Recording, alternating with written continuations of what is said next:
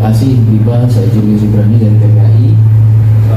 Sebetulnya saya sebelum ke pertanyaan itu ya, saya mau point out dulu dari keluh kesah Ibu Suhardiati ini secara sederhana. Beliau sudah mengatakan bahwa keinginan korban itu bukan melulu tentang dirinya sendiri, bukan juga soal santunan. Jadi jangan sampai negara atau swasta mengkerdilkan hidup dan kehidupan dari keluarga korban beserta korban, baik yang meninggal ataupun yang masih hidup namun dalam keadaan kritis. Itu suara hati langsung, itulah keadilan bagi korban. Saya mau mundur dulu ke belakang.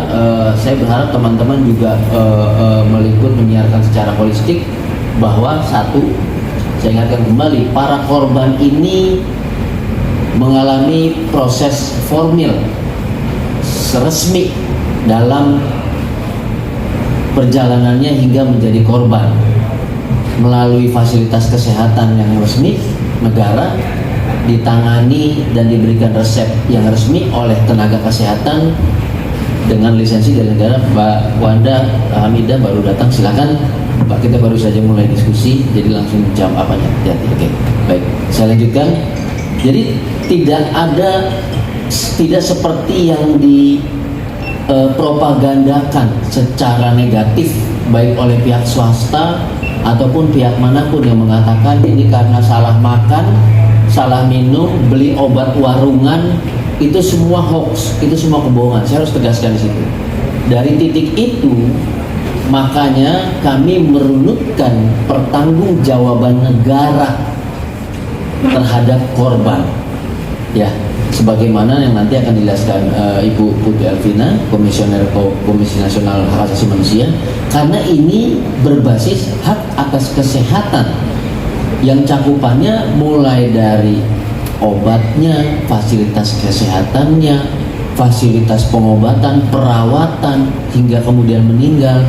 Dan yang paling penting lagi, saya berkali-kali katakan kepada Bapak Ibu korban bahwa ananda kita tercinta ini semuanya martir, semuanya berkorban demi negeri ini, semua berkorban demi menyelamatkan anak-anak yang lain, generasi penerus bangsa. Karena dari proses ini terkuak bahwa satu, tidak ada proses pengawasan yang reliable yang dapat dipertanggungjawabkan dari proses obat, mulai dari pembuatannya, bahan dasarnya, konsumsinya, dampak konsumsinya. Ternyata kita nggak punya kebijakan itu. Ya, yang pertama. Yang kedua, ternyata negara ini fasilitas kesehatannya, tenaga kesehatannya, dan di atasnya yaitu instansi negara, Kementerian Kesehatan yang menaungi rumah sakit dan segala macam, ternyata tidak punya SOP penanganan manajemen krisis akibat bencana-bencana seperti ini. Padahal jelas obat itu produk yang mendapatkan pengesahan oleh negara lewat kebijakan negara di level besiking tata usaha negara yang namanya SK dan nomor register.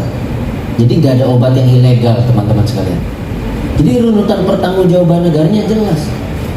Dan yang paling penting lagi terakhir, sampai detik ini yang tadi disampaikan Ibu korban, ya, tidak pernah ada identifikasi masalah obat ini bisa sampai jebol begini, ada racun, bagaimana? Pernah disampaikan tidak, Bu? Tidak pernah, nggak tahu, nggak pernah diinformasikan. Lalu bagaimana sistem pengawasan pembuatan obat di instansi bisa sampai ada racunnya? Pernah dijelaskan nggak? Silakan teman-teman usut tanya. Katanya ada pemeriksaan laboratorium segala macam, mana? Ada nggak? Ada dipublikasikan? Nggak ada. Di level korban bahkan, korban tidak pernah dikunjungi, diidentifikasi, even ditanyain anak ibu yang menjadi korban namanya siapa. Bapak ibu yang menghadapi masalah ini merasakan apa? Dampaknya apa hingga kemudian tidak bisa kerja cari nafkah karena 24 jam dikali 7 hari harus menjaga anak, sampai kemudian di PHK orang tuanya, lupa makan minumnya sendiri, akhirnya kesehatannya juga pada ngedrop dan segala macam. Tidak ada pertanyaan-pertanyaan itu meski di level karitatif. Jadi pertanyaan identifikasi sederhana di level karitatif itu saja tidak ada. Saya dari awal katakan, bagaimana negara mau bertanggung jawab sampai di level yang paling besar. Satu, membentuk kebijakan. Obat nggak boleh sembarangan, industri farmasi harus diatur, nggak boleh ugal-ugalan. Pertanggungjawaban negara terhadap korban juga nggak ada kebijakannya sampai sekarang. Ya, bagaimana pengaturannya terhadap korban-korban yang mengalami? Tadi ada cerita pasien di rumah sakit, treatmentnya saja diperlakukan seperti kita sakit perut, seperti kita sakit tipes biasa yang datang ke pengobatan, perawatan rumah sakit. Jadi nggak ada satupun langkah negara khusus untuk menangani korban gagal ginjal akut progresif atipikal pada anak atau GGAPA pada anak. Jadi sampai sekarang itu nol besar gitu. Dan itu yang dihadapi oleh korban sampai detik ini. Ya, nggak ada sama sekali tuh langkah maju. Padahal jelas dalam rapat dengan Komisi 9 DPR RI mandatnya memastikan Kemenkes RI, BPOM dan lain hadir bertanggung jawab, titik. Tidak pakai ada batasan mau punya anggaran kek, mau enggak kek, nggak ada urusan. Ya, ada pemotongan anggaran instansi untuk anggaran untuk ibu kota negara. Belum lagi urusan yang lain.